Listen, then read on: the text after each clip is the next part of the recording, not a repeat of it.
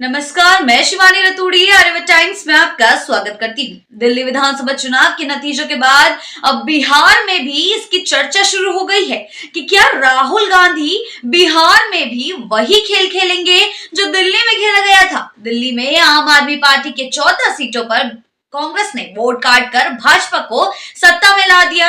अब आम आदमी पार्टी को सत्ता से बाहर कर दिया गया है। जी हाँ, यदि कांग्रेस और आम आदमी पार्टी साथ रहती तो क्या पता अरविंद केजरीवाल सत्ता में होते, ये अनुमान लगाया जा रहा है। यही सवाल अब बिहार में भी उठ रहा है कि खासकर अगर तेजस्वी यादव के साथ सीटों को लेकर कोई भी विवाद हुआ तो क्या राहुल गांधी फिर से वही रणनीति अपनाएंगे जो दिल्ली में अपनाई।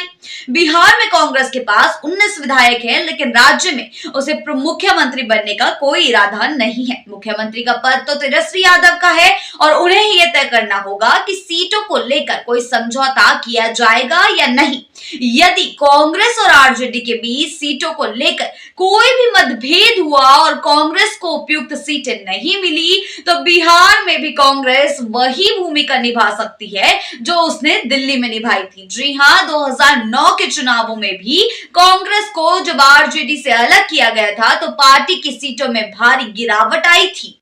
जी हाँ, साथ ही दिल्ली का प्रभाव बिहार पर भी पड़ सकता है क्योंकि बिहार के बहुत सारे वोटर दिल्ली में रहते हैं, खासकर पूर्वांचल क्षेत्र से। दिल्ली में बिहारियों की बड़ी संख्या है और यह वोट बैंक बिहार चुनाव में भी असर डाल सकता है। यदि राहुल गांधी बिहार में वही कदम उठाते हैं जो उन्होंने दिल्ली में आम आदमी पार्टी के साथ उठाया तो तेजस्वी यादव के लिए भी यह खतरे की घंटी हो सकता है, जैसे यह अरविंद केजरीवाल के लिए हुआ। हालांकि कांग्रेस का एक अहम फायदा यह है कि देश भर में मुस्लिम समुदाय का युवा वर्ग अब कांग्रेस की ओर बढ़ता दिख रहा है।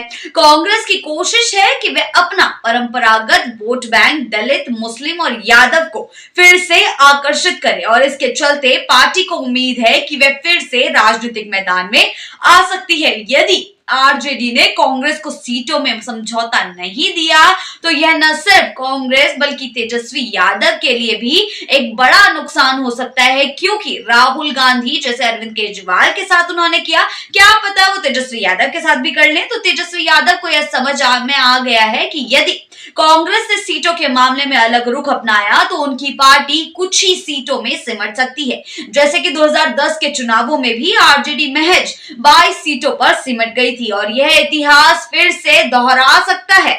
जी हाँ, अब इसके साथ ही सवाल ये उठ रहे हैं कि तेजस्वी सीटों को लेकर पहले ही सावधान हो सकते हैं या फिर कांग्रेस से किसी प्रकार की रणनीति या समझौता कर सकते हैं। लेकिन अनुमान ये लगाया जा रहा है कि अगर कांग्रेस की नहीं सुनी गई तो क्या पता राहुल गांधी दिल्ली जैसा खेला बिहार में भी खेल दें, तो इस प्रकार से तेजस्वी के मुख्यमंत्री बनने पर बड़ा खतरा मंडरा सकता है, जो कि उन्हें इस मामले में तेजस्वी का क्या रुख रहेगा ये भी देखने वाली बात होगी। जी हाँ, दिल्ली विधानसभा चुनाव के नतीजों ने अब यह स्पष्ट कर दिया है कि कांग्रेस कहीं ना कहीं आम आदमी पार्टी के वोट काट रही थी, जिससे आम आदमी पार्टी को दिल्ली में सत्ता से बाहर होना पड़ा। अब साथ ही दिल्ली में कांग्रेस ने आम आदमी पार्टी के वोटों पर भी असर डाला है, जिससे आम आदमी पार्टी सत्ता से बाहर हो गई है। अब ये देखना होगा कि क्या राहुल गांधी बिहार में भी वही रणनीति अपनाएंगे या फिर तेजस्वी यादव को कांग्रेस के साथ एक समझौते के लिए तैयार करेंगे। क्या तेजस्वी यादव राहुल गांधी को एक समझौते पर लेकर आ पाएंगे, यह देखना बेहद दिलचस्प रहेगा। ऐसी ही खबरों के लिए बने रहिए आर्यभट्ट टाइम्स के साथ ही चैनल को सब्सक्राइब करना ना भूलें